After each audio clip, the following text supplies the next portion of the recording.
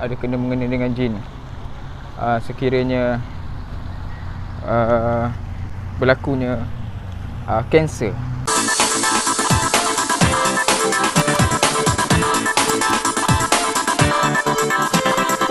Bali baru-baru ni ada jumpa seorang cikgu. Cikgu ni cikgu kaunselor tau. Dia jadi cikgu kaunselor dah lama, dalam 10 tahun lah macam tu. Dia jumpa Bali, dia kata ada ke kena-mengena dengan jin. Sekiranya berlakunya kanser. Sebab apa? Dalam kanser, sebab beliau akan menghadapi satu check-up mengenai brain dia, mengenai otak dia.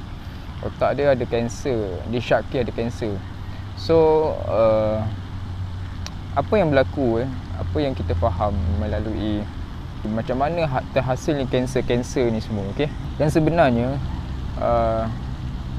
apabila kita menyimpan segala masalah ataupun dalam hidup, kan kita sebagai cikgu ni sebagai kaunselor, dia banyak menghadap masalah daripada pelbagai sudut manusia yang berdepan dengan dia.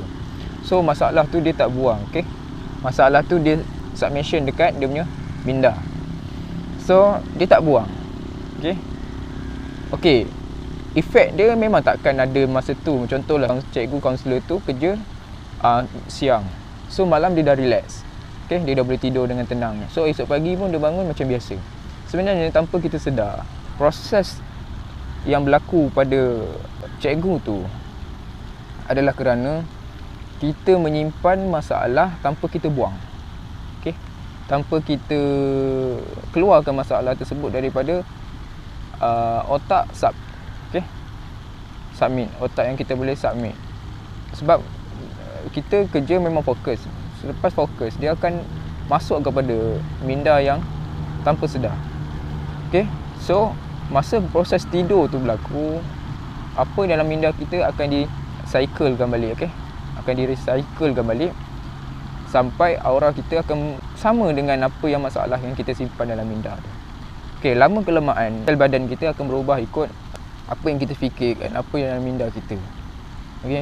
So kalau dalam minda kita ni banyak fikirkan masalah, banyak fikirkan masalah, banyak fikirkan pressure, depression, hutang ke apa ke, kita jangan fikirkan benda tu. Kita kena buang. Dalam konsep Islam, kita kena tawakal, bertawakal. Kita kena sentiasa tenang.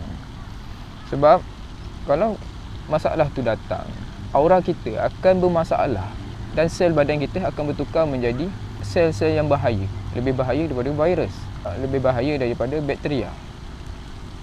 Sebab bakteria tak akan masuk ke dalam badan kita secara dalam. Bakteria kalau kita sentuh satu pokok atau tumbuhan yang kotor, maka dia akan masuk melalui kulit ataupun daripada luar badan.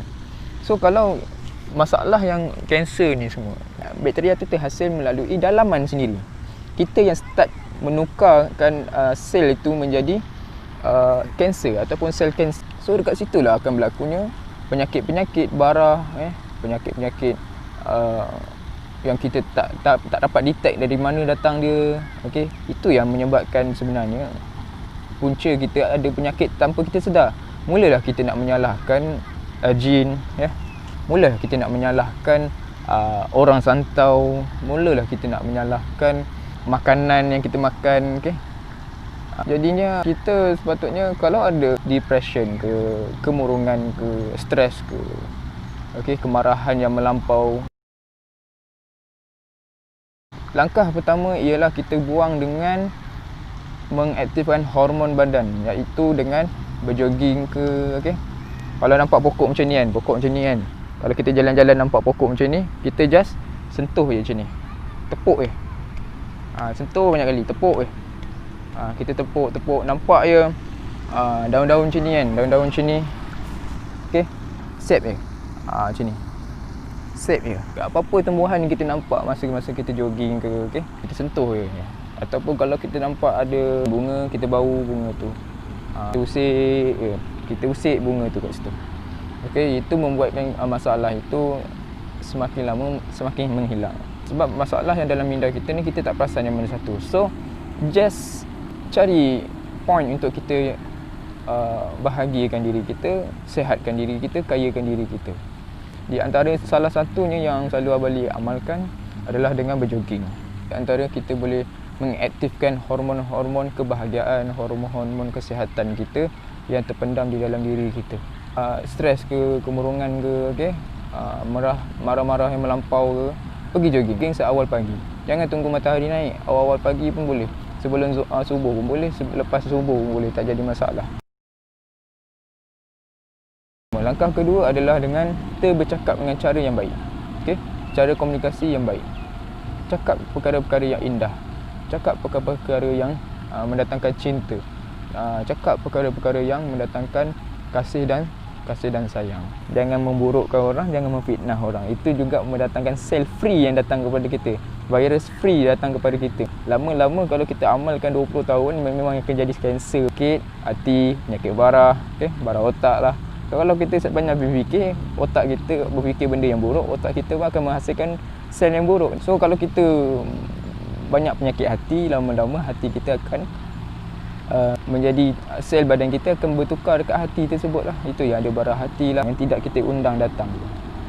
So langkah pertama yang patutlah anda buat dengan berlari.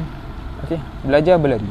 Belajar cara macam mana kita nak relaxkan kita punya masalah, dibuang. Okey, kita boleh marah kemudian kita boleh relax, tapi sebenarnya kalau kita marah tanpa kita buang masalah yang datang daripada kita tadi, ianya juga mendatangkan sifat simpan. Okey, situasi itu akan simpan dalam badan kita. So kita akan cyclekan benda tu balik selepas bangun daripada tidur. So sebenarnya kalau kita perasan kan, kalau hari ni masalah tu datang, esok mesti datang lagi, ataupun 2 hari akan datang mesti datang masalah tu datang lagi. Sebab apa? Kita tak buang. Lama kelamaan 20 tahun, 30 tahun dah datang kanser. Yang ketiganya dengan mendengar muzik lah. Dengar muzik, okey, dengar muzik sambil jogging, okey. Ini di antara basic yang kita boleh buat daripada masalah yang kita kena buang tadi tu. Lepas kita menghadapi masalah, okey. Buatlah dalam seminggu 2 kali ke kan. Sebulan 4 kali, okey. Tengok daripada masalah yang kita hadapi. Kalau lebih masalah tu, kita kena lebih aktif. Okey, kena lebih aktif. Jangan kita simpan masalah itu dalam kehidupan kita. Sebab kita nak enjoy, kita nak happiness, kita nak love, okey. So, kita jangan simpan masalah, kita simpan kebahagiaan, kita simpan cinta, kita simpan kasih dan sayang, okey. Itu saja yang Abali rasa nak share kat korang. Assalamualaikum.